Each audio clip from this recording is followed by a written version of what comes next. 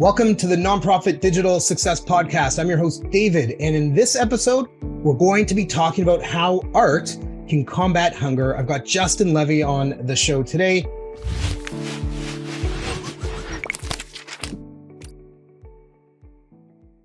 Justin is the executive director of Conscious Alliance. They've been serving since 2012. Justin's focus on expanding the organization distribution capabilities resulted in the acquisition of a national distribution center in Broomfield, Colorado in 2020, as well as the launch of new and innovative programs to accelerate delivery and impact.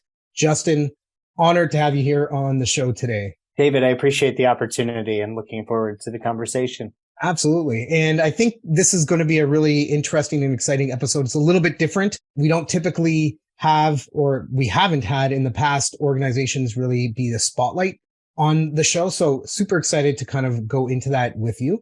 But let's start off talking about Conscious Alliance and what it is. So tell us what you're all about. Conscious Alliance is a national hunger relief organization founded in 2002. We are a movement of artists, musicians, food makers, and music lovers on a mission to end hunger in underserved communities all across the country. That is quite a goal that you're trying to achieve there. There's lots of people that are in need of food, whether it's before school, before work, during the day, at night, whether they have a home and they're struggling to make rent or they're homeless. Like, it's such a great inspiration to, I think, everybody that's listening to this. So I guess, do you have any quick stats about what your organization has done in the past 20 years? Yeah. So again, in 2002, we started with a really simple idea of engaging young people in the fight against hunger by putting our efforts right in the middle of a good time. So we teamed up with the band, the String Cheese Incident, to host our first ever food drive at the Fillmore Auditorium in Denver. We worked with an artist by the name of Michael Everett to create a concert poster. And we went to Kinko's and we printed that poster. And Michael has gone on to do now work for the Grateful Dead and so many other magnificent, well-known bands. But he did our first poster ever, and we brought it to the concert. We set up barrels outside of the show, and the fans brought 4,000 pounds of food to the concert. How many barrels? 4,000, about 250 pounds per barrel. Wow. And we're like, oh shit, maybe we have something. So we do it again with the band and we bring in 8,000 pounds of food. And we're like, all right, well, we have something going here. The band went to their management company and said, hey, we want this to happen at every show. Their management was kind enough and smart enough and business oriented enough to say, let's not just make this thing that doesn't even exist yet as an organization just be our nonprofit. Let's introduce them to other folks in the industry. And so we brought that first load of food to Pine Ridge Reservation in South Dakota. Pine Ridge is 6 hours away from our home in Colorado. It is the most economically isolated community in our country. 40,000 people live there. It's the same size as the state of Connecticut, but there's only one grocery store. One grocery store in a community that's only 6 hours away from Denver, Colorado, from Boulder, Colorado. So we went there with a truckload of food and we met an elder and his family. And he said, if you want to help our people, you'll help feed our people. And that's where Conscious Alliance was built. So we went from these first food drives, and today we work with over 100 musicians and bands. Michael Franti, the Lumineers, Nathaniel Rateliff, the Dead, STS9, the String Cheese Incident, and fans all over the country, not just in Denver, at concerts all across the country are showing up, bringing food. So we've engaged multiple generations. Our posters are not printed at Kinko's anymore. They're limited edition screen prints that people wait in line for hours to contribute to combat hunger in their local communities everywhere the music plays. And so our brand, Conscious Alliance, Art That Feeds, is at the forefront of all of our marketing and how we reach audiences. Talk about like grassroots come together. We have this like small little idea. Let's do something with it. And then, huge success. So congratulations to you and to everybody in your team that's helped you get there and the management team. That's honestly a phenomenal story. And I think it'll really resonate with people that are listening to this episode because that's where a lot of birth of, humanitarian based organizations comes from. It's just like this idea, I want to help. We need to do something about this, right? And being able to take that and then grow it nationally in such a short amount of time, that's incredible. Thank you. I mean, I think something that really works for us is truly leaning into the name Conscious Alliance. And what that means to us is that everyone is welcome. Everyone can have their mark on what makes this organization so special. So whether you're a first-time donor bringing cans of food to a concert in Nashville or at Red Rocks Amphitheater in Colorado, like, you're a part of Conscious Alliance. Whether you're creating your first poster with us or your 100th poster, when you take that stage as a musician, you're in it, right? And the part we haven't talked about yet is how we engage the natural food community to bring all of this together. But whether it's the first donation, whether it's the first email you've sent on our behalf, everyone is a part of it. Creating that inclusivity, I think, is the word that kind of comes to mind, and making people feel like they're contributing to something bigger than themselves. Going to the store and buying a couple boxes of mac and cheese. I'm going to leave the brand name out there, right? But like going and buying, $5, $10 worth of non-perishable, it actually creates a lot of good. So much good. I've seen it. I know I mentioned 4,000 and 8,000 pounds of food. And now we're working at a scale where Electric Forest Food Drive, 34,000 pounds of food, an entire semi, right? Our posters, the art is still donated by the artist. These are artists that are doing official album covers and rock posters for Pearl Jam and, Nine Inch Nails and like the best of the best. But we've created this opportunity where every time someone looks at the poster hanging on their wall, they're like, oh, remember that good time I had? Remember when we gave back? And maybe they don't know anything else about Conscious Alliance, but when they donate their third time and they get that third poster, and all of a sudden they look at the website at the bottom and they go, holy shit, I didn't know I was part of a movement providing 2 million meals annually to communities across the country. I thought it was about the Humphreys McGee food drive, right? And it is. It's also about the fact that no action is too small, and together we can create massive positive change. And that's exactly what it is, right? Bringing people together, whether they really know about your organization or they buy tickets to a show and it says, please bring some non-perishable to donate, right? It's making a change and it's helping. And so I guess to that point, how do you get an artist? You mentioned that they donate their time and their effort and their skill to produce these limited edition prints that I guess all the proceeds go back into Conscious Alliance, right? Yeah. To help because, there's still overhead that needs to be done. You've got to pay for gas and trucks and delivery and like all that kind of stuff, right? There isn't an organization that doesn't have overhead. So let's just kind of like level set that. Yeah. Right. But how do you have a conversation with somebody saying, hey, you're a professional, you get paid hundreds of thousands or tens of thousands or $500 or whatever for your time. How can somebody bridge that gap and be like, can you donate your work that you normally get paid for to us? Absolutely. So there's part of it's that now we've been doing it for 20 years and you can look at the company we keep, right? So an artist may look and go, well, if Michael Everett and Jeff Wood and Justin Helton are doing it, and these are just like well-known artists with the rock art community, right? If they're doing it, I could do it once a year, right? There's also the promotion that the artist gets as we promote the food drive on a national scale through the bands, right? So the artist, is getting promotion.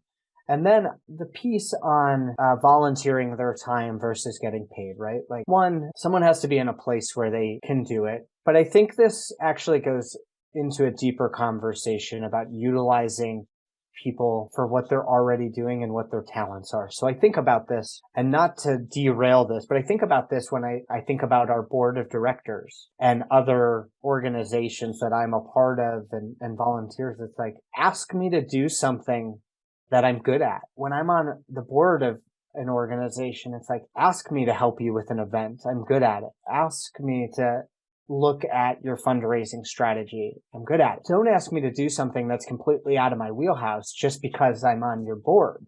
So when we go to artists and we say, hey, can you create a poster? They're like, I create posters. Yes, I can do that. And when we report back, 10,000 people were fed because of it. 1,000 people were fed because of it. We were also able to send a truck to this location with 30,000 meals on it because of your poster. It's a win-win for everybody. 100%, right? And I love that idea of asking somebody to help with something that they're good at. If you are a designer or an artist and you love painting, it's not going to feel like a lot of work because it's something that you really like doing. It's, hitting the passion of the person. And when you're passionate about something, what you're doing doesn't feel like effort, right? It's just, yeah, sure. I'll make another painting. Absolutely. Or I'll design something on the computer. I'll spend, whatever it is, 40, 50 hours, 200 hours, right? Whatever the time happens to be. And it doesn't feel like work. Yeah, it doesn't feel like work, and it might be more fulfilling. Like as a designer or as an agency, like if we move away from our posters and we think about our marketing material or like the strategy, agencies or people in agencies can love all their clients, but like when they get to be a part of a project that they know is making an impact in the world in a positive way, it pulls on their heart. It engages their heart, it engages their mind, and it engages their talents. And that's the leverage and opportunity that we have as nonprofits. We can focus on educating folks on hunger all day long, but sometimes we just want to move them to action and then educate on the back end. Right? Like not everyone that contributes needs to know everything about hunger and that kids are hungry. It doesn't have to be a sad story. The first interaction can be donate or bring food to a concert. Let's do it first and then let's learn more later in some ways. Yeah, and I think there's a lot to be said for that too, right? So getting people doing something because they feel maybe some social pressure, right? Like, oh, I'm going to this concert. There's going to be 800 people there. Everybody's going to be donating something. Like I need to bring something too, so I don't feel left out.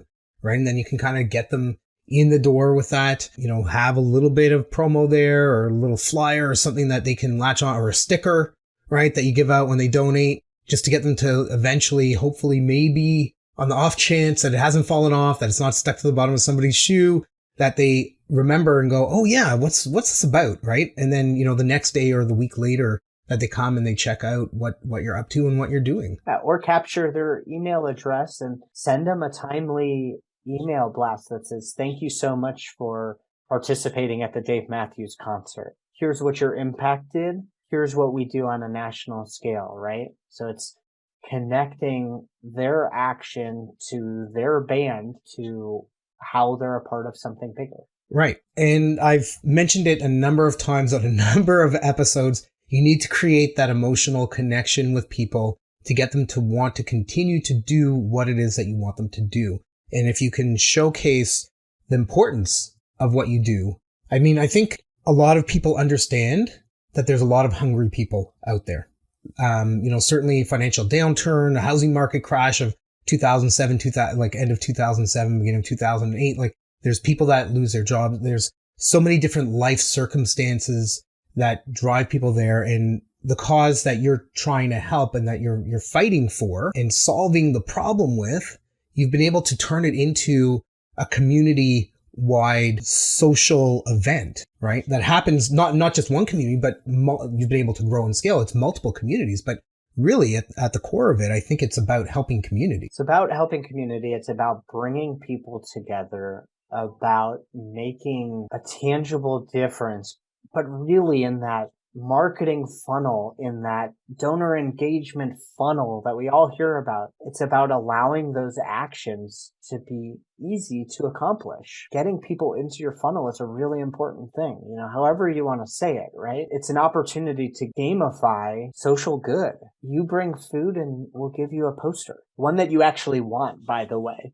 And that's the other key is like, how many companies hit us up on a daily basis? Like, buy pens with your organization's name on it, do this and that. My philosophy is if you give something to someone, make sure it's the best. Make sure it's something that they'll actually use, that they'll actually wear, that they'll actually represent. And the second piece of that is never give somebody something and ask them for something in return at the same time. Like, hey, I'm going to give you this coffee mug, but I'd like you to do this. So how do you bridge that then? Right? Because ultimately you're asking people to donate food or money or maybe time, right? And they will get something in return, but you're saying not to do that. So what is it that you're suggesting there? I think with the poster, we're creating a different opportunity. It's like when you donate, we're going to give you something, right? What I was suggesting before is not to hand somebody something first and then ask them to give, right? So not sending a water bottle in the mail or a pen or whatever it is, a shirt, and then expecting something back. Like a gift is a gift and an ask is an ask. So don't connect the two. So in one way, we're doing the opposite. We're rewarding the action. You take Kind of action, and reward you. a Pavlov's dog kind of situation, right? You do this, you get the reward, right? And, you can build trust with that, especially if you're giving something away that is quote unquote coveted, right? Something that people really want, this limited edition print. It's a really great idea. And especially if it's well designed and you've got, a name behind it that, hey, this artist is like super famous. He's done like these covers and I've got one of 1,000 limited prints or 500 or whatever your number is, right? Absolutely. And the other benefit is it has the band's name on it. So if you're at a Dave Matthews concert, like Dave Matthews is participating by letting us put his name on the poster. Michael Franti, same thing. So you love the band. That's why you're at the show. The band is related to the organization. So let's support what they care about. It almost feels kind of like the Product Red campaign, right? But you're doing this at like a different level, a different type of campaign, but it's the same idea where you've got big organizations, artists, musicians, right, that are backing it and helping to drive your mission forward. So that's really cool. Absolutely. I mean, that is a huge piece of why we've grown as an organization and grown from 30,000 meals to 50,000 meals to 2 million meals a year. So how do you work with like maybe larger food brands to help your organization with combating hunger? So in 2008, we met Justin Gold, who had just launched a very small peanut butter company in Boulder, Colorado, where we were based. And by now you may have heard of Justin's Peanut Butter, and hopefully you've tried their peanut butter cups, but if not, I highly recommend it. But Justin and his 3 employees were sitting around a picnic table trying to decide what nonprofit they were going to support as they grew as a brand. And after going through the whole Rolodex of all the nonprofits nationally and also locally in Colorado, they chose Conscious Alliance because of our work to provide food to underserved communities and kind of going the extra mile to reach communities that may otherwise kind of be forgotten about. They really honored that. So at the beginning, they didn't really have product to donate. They didn't have money to donate, but they had time. And we were a small organization. We didn't really have product to donate. And at that exact moment. And so we went to Pine Ridge Reservation together, just in a car. And we just spent time together and they got to know the community with us, what our work has done and what impact we've had in that particular community. And they really owned it and continued that. So they then would do company-wide trips with us to different communities and support the organization. And then as they started to have product available, they would donate product to us. And then as they had money, but maybe less time, they would donate money to the organization. So it was, again, really a grassroots organic relationship. And I think that plays back to, from a marketing side, how we should be interacting as nonprofits. It's like, let's not just ask for money. Let's ask for support. Let's bring people into the fold, give them an opportunity to really plug in and watch it grow from there, and that was like my first experience with that and something that is a driving force behind how I operate our organization today is just how strange. I had somebody one time, a development director somewhere. We had a 10-minute conversation. They handed me a branded pen and told me to use that pen when I wrote my first check to the organization. I was like, well, that was strange. Like, I have so much to offer you, not because I am who I am. I think we all have what to offer, but my internal feeling was like, I have so much to offer you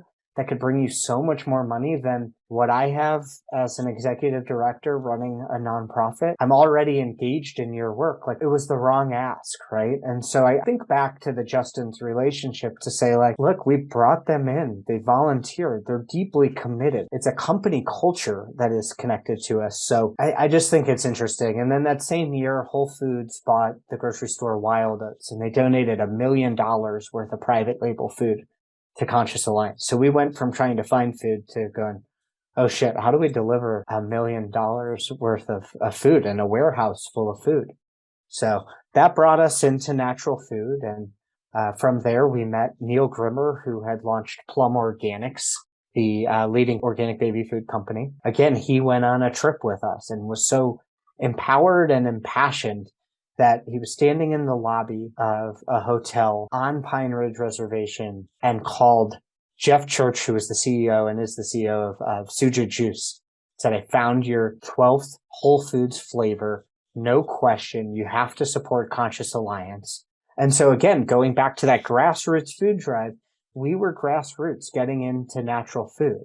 Where it all really clicked for us was when I learned about use by, sell by, and best by dates, and the team started educating ourselves on how those dates are pretty arbitrary on most products, like a bag of pasta, rice, canned products, and so many others, right? And we realized a few things. One, we have national scale because we've been around with bands traveling across the country. We know trucking and logistics. We have met what I call hunger heroes in every single community we've ever worked. People who are on the ground day in and day out, whether they're in Atlanta, Chicago, Colorado, Pine Ridge, Navajo Reservation, the folks that are really doing the work every day, right? So what we decided to do is not shift gears, but add another pillar to what makes up Conscious Alliance, which is picking up unsellable product from brands' warehouses before it hits the grocery store shelf. The grocery store won't buy it. We use our touring and logistics experience to pick it up and deliver it to our hunger heroes all across the country that then make sure it's getting into the hands of kiddos and families in need. The second piece of that you mentioned at the beginning of the show was the acquisition of our national distribution center here in Colorado. It's where we can bring product in, mix it together. Maybe 37 pallets of barbecue sauce isn't the right hit for a community, but one pallet of that and one pallet of organic milk and one pallet of peanut butter and so on and so forth is the right mix. So we bring it all in and then distribute it out. It's also a space for people to come see all the art that we've ever created. Come take a tour and learn about all that we're doing. So for us, it's more than a building. It's a home where somebody can come and see and touch and feel all things Conscious Alliance. So a lot of insight and information to unpack there. A few things that stood out for me, I made a couple notes here, is like the story you're talking about with Justin's and with Whole Foods, right? Yeah. Having them come with you and experience share and really getting them to understand the impact. It's one thing to send out an email and say, oh, we've helped like 300 families or whatever. It's another to actually bring people in and have them witness it, right? And I think a lot of organizations, maybe they don't have the scale or the size or the connections that you do, right? But if they take some video footage of the people or staff as they're packing food hampers, let's say, right? To help feed hungry people in their community, take some video, take some pictures, use those to show the impact, send those out to donors, send those out to prospects, get it up on your website, get it on social, put the message out there so people can really understand how it's actually helping and the work that's getting put into it. Because, asking for $50, what does that do, right? But seeing, oh, okay, this is part of a bigger plan. This is part of a much bigger thing than just the $50 that will help pull those heartstrings that you need to create that emotional connection. Yes, exactly. And I think there's a couple other pieces there, which is, as you say, with our scale and our growth, I sort of laughed to myself because I also remember the day of sitting on my couch in my condo, hiring a second person. And it doesn't feel that long ago. So as we talk about these relationships, I also think back to like, it wasn't that long ago that I felt like I was talking to a wall. And the other piece is that, yes, share on socials, right? And then also, again, I'll go back to like invite people in to use their skills to empower and inspire and grow the organization. Because if you can bring someone in and leverage their skills from a volunteer base, by the way, also from a staff base, but if we're talking about growing, right? But like from a volunteer base, like bring them in, let them feel it. Then they have their own story and connection. Now you have an advocate. Now you have another spokesperson for your organization. Do it again. Now you have two. Have them invite two people. Now you have four. Like it's a math game. Everyone's invited, right? And that's where all of a sudden you have 1,000 people helping you row in the direction you're trying to go and make an impact. The second piece there is, and it takes a while and it's really hard, but start to quantify, what does $50 do? What does $5,000 do? What does $50,000 do? Right? Because that's important, right? Because like I may look at an organization and say, they're too big. I can't make an impact as Justin. Like maybe they're already well funded, or maybe I can't make an impact to a small organization because the $100 I can donate or the $10 I can donate. They need more than that. I can't get them there, right? So creating the opportunity, which we do with our art, right? But at $10, $10, $5. At $5, you're providing 10 meals.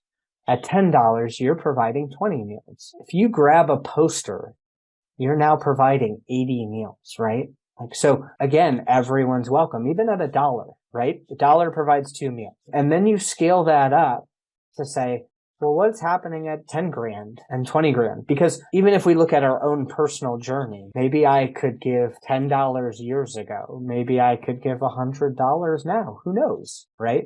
And so it's not about that one-time gift. It's about bringing people along with you. Because when I started with Conscious Alliance, I was 18 years old.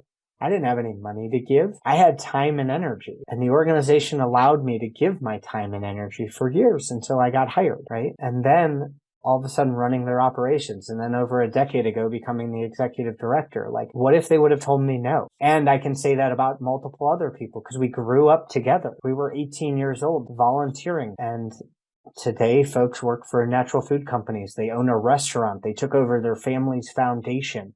Whatever it is, Conscious Alliance was that first interaction where we're hitting folks at a generation where like we are maybe the first organization that they're choosing on their own to give to. But it's not just for today, because who knows where we're all going to be in 10 years, right? Exactly. Fostering relationship. Nobody knows where the future goes and what the future holds, right? Look at COVID, for example, right? Like talk about, there was the Industrial Revolution decades and decades and decades ago. I kind of call what COVID did the technology revolution, right? Like bringing people into Zoom. Like we're recording this on Zoom right now. 4 years ago, maybe this interview wouldn't have happened. We wouldn't have been able to connect in the same kind of way because there's different situations and circumstances. And I'm curious, so 2020 comes, COVID happens, events for the most part, I would say pretty much shut down, right? How did Conscious Alliance pivot to stay operational and still help the communities that you want to help? I'll just say it was really hard. I remember telling the team that grab your computers, grab your monitors, grab your stuff. Like, we're going to go home on Thursday. Like in 3 days, we're going to go home. And, we were just paying attention to the folks that were bigger than us. So being in the concert world, like watching things get pulled. What was this organization doing? What were the Denver Broncos doing? I mean, truly, right? And like leaning on our board to say, like, what is your company doing? And there's 9 of us, maybe 8 of us at the time. Like, what's your company doing? Right. And I remember that we had just purchased Zoom. So like, you have the free version of Zoom. We had just purchased Zoom and we got on our first Zoom call and, someone asked like, are we still working? What are we doing? And I remember saying back, this is what we're built for. This is what we're here for. I don't know how it's going to turn, but we're going to do it until we can't do it anymore. And events fully down, like there weren't events. So just to add to your point, like, yes, there were no events. So our natural food partners started calling us and, grocery was going well in some categories, and personal phone calls, not talking about work, but like checking in on our friends, our supporters. We were in a place where folks that had helped us build our brand, the artists, the musicians, the managers and agents of bands, the stage crew, the lighting, the security guards, right? All went to zero income. And then when I say overnight, I mean like overnight within a 2-3 day period, right? So all these folks that had believed in Conscious Alliance all of a sudden maybe went from their best earning years of their lives. Concert industry was popping off. Like, Red Rocks is now going from April to December, and we did a couple things. We got a call from World Central Kitchen and, I said, look, people that have helped us build our brand, these touring professionals need support. And we activated 2 restaurants in Colorado and one of, 3 restaurants on Pine Ridge, maybe. And we were able to do in Colorado 1,900 free meals a week for multiple months. And our field director on Pine Ridge was delivering warm meals to people's doorsteps on the reservation. We were a safe place for touring professionals who, maybe they'd never accessed a food bank before. They didn't know how it was like emotional and there's barriers. Right. And so we were a safe place for them to come each week. We also teamed up with a stage crew team that like we dropped the food off to them and then their colleagues and coworkers went to them to get food. In addition to the school aged kids and the schools that we were already supporting. So that was like an added layer of our work just got harder. More people got added to, just in need. I also think that it created an opportunity where we all realized, and a lot of folks around the country realized, that hunger affects people in every single community across the United States. It's not this far off thing. Like if you have a kid, likely there's somebody struggling with food insecurity in their classroom, your neighbor, somebody down the street. Like it's not that far. And that many of us aren't that far away from maybe needing food assistance. If all of a sudden our industry goes away for a week, a month, I think there's still a lot of us living paycheck to paycheck, even though our salaries are growing, like you talked about earlier, like inflation, cost of groceries going up, there, cost of housing and heating going up. It's not just folks that don't have a job. Sometimes it's 2 parents working 40 hours a week, both of them with 2 kids. Like it's hard. So it shined a light on like, let's rally and do what we can. And I think as a community, we really hopefully made some people's days just a little bit brighter, right? But part of that was like, are we going to keep working? Like, yes, we're going to keep working until there's no more money in the bank, And truly, that was the year we purchased a national distribution center, not because we wanted a flashy building, but because we knew that there was more to do. It's not about, oh, we have a building.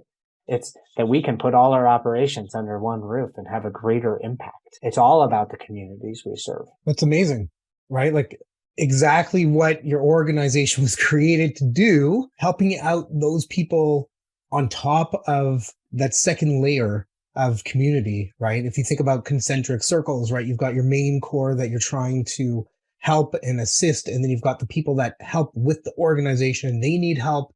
And being able to fulfill yourselves, your psyches, your soul, and helping these other people that have helped you and giving back to them, it's such a wonderful thing to do. It was, so, people would ask like, what's your day like? And I'm like, it's a roller coaster. Like 1 hour is good. 1 hour, it sucks. Like during the middle of that, and I think the part that can get lost on nonprofits and business in general, really. I think it's, hey, we're out there to solve a problem, or we have this technology, or we created this food for the consumer, whatever your industry is. But the biggest piece is taking care of the team that fulfills that every day. Like starting at home, taking care of your staff, taking care of, and I mean that on like so many levels. I don't mean just like cutting their check for their salary, because like we all know that that's not the only reason why people do anything anymore. But just like, if we can support each other, then we can support the greater community. And if we don't start there, then one, it's not worth doing, and two, it's not sustainable.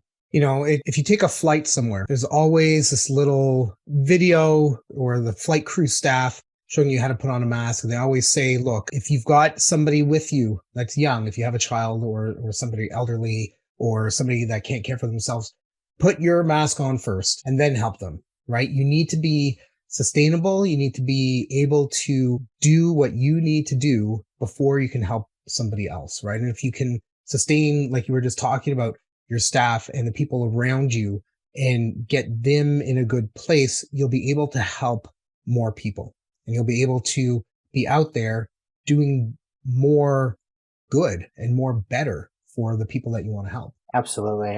That's a great analogy, and something that we've all experienced, right? Most of us have been on flights and heard that, but like it hits different as you restate it. For sure. So somebody who's thinking, you know what, I need to help. I know there's a lot of hungry people in my community, in my local, in my city, in my village, my town, my whatever it is that they live in. How can somebody maybe get started in helping to combat underserved communities, get started at helping to combat hunger in underserved communities? Absolutely. So there's a lot of resources out there. I think one thing to do is just do a quick search of local organizations, local food banks, local pantries. And to go a level deeper, like what are the individual schools doing for their kiddos? So like if you have a kiddo in a school, if you have a niece or a nephew or a neighbor at a school, like maybe check in to see if there's a way to plug in there. We use schools a lot of times in community organizations as outlets for food distribution because the teachers know the kiddos that need it, right? If you're looking on a national level, we have an amazing program set up and technology actually set up through our partners at Impact Tree and Guru Media Solutions. But you can log on to our website, consciousalliance.org/take action. There, if you complete 3 actions towards hunger, which is like watching a video, making a donation, learning about hunger across the country, you get entered to win 2 tickets to see any one concert at Red Rocks for 2023. So by doing a little bit of education, by taking action on our website, consciousalliance.org/take action, you can also win an opportunity to go to one of the most amazing venues in the country and see the concert of your choice. That's amazing. I think there's certainly a lot of inspiration and a lot of motivation in terms of what we've spoken about so far today. And Justin, thank you so much for your time. I hope that the people listening today have been able to get some great advice or insight or feel inspired to do something maybe a little bit different or approach somebody who you may not have thought about approaching in terms of a way that you might be able to bring them into your nonprofit's community. And by community, I mean like staff, employees, volunteers, donors, people that participate in your programs or services, or even just walk by down the street. Right. And I want to challenge everybody listening to just take one insight that Justin has mentioned today and implement it, or talk to somebody else in your organization about it and be like, hey, I just heard about this idea. This is what Justin's done with Conscious Alliance, right? Is there anything here? Like, is there something we might be able to do? Right. So I think that's super awesome. Justin, if anybody wants to get in touch with you, what do they need to do? Best thing to do to get in touch with me is jump on LinkedIn. You can find me there. It's just LinkedIn. My handle's Justin Levy, so real easy. The last thing that I'll say is, and you mentioned this, like jump on and see what Conscious Alliance is doing. Like look at our website, look at the technology we're using. And the reason I say that is there's no competition here, right? We are all doing good. And there is so much to be done. So please take a look. Please reach out to other folks in your network. Maybe you think somebody is competition, or we're doing something similar. So like they won't share. I mean, 20% of my week is sharing and learning from other people. Like we're all in this together. Again, no action is too small. It's not a competition. Let's keep going. Wouldn't it be fantastic if there were 3 or 4 other organizations doing the same kind of scale and work that you're doing? Absolutely. And actually, we work with some of them all the time. We trade truckloads of food. We do a lot of work with a lot of organizations. And I think that folks are often like, oh, I didn't realize you worked with that. Yes, they're in the same lane as us. And look what we can accomplish together. Right. Creating those partnerships, those alliances. Maybe like you said before, you get 30 skids of barbecue sauce, right? Like really, what are you going to do with that? Yeah, right. Yeah. But if you can share it and spread it and, you call up this other organization, be like, look, do you need 20 pallets of product? Yeah. Oh, no. You know what? We don't need because we also but call this other organization. Right. And, we're all here doing the work we're doing in the nonprofits and with nonprofits to help and to better humanity and to create a positive impact. And to your point, there really isn't a competition. You think there is, but there really isn't. Right. So, call another organization. If you're focused on cancer research, call another organization that's focused on cancer research. Have a conversation, see where you can partner. Maybe you're focused on a different type. I think there's a lot of opportunity. I think there's a lot of good that can come from those kind of conversations. Absolutely. It's always worth the time. Fantastic. So, Justin, thank you so much for coming on the episode today. It's been great having you on the Nonprofit Digital Success Podcast. To everybody listening, if you want any of the resources or the links that Justin provided, just head over to our podcast page at nonprofitdigitalsuccess.com. Click on this episode for all the details. And until next time, keep on being successful. Thank you.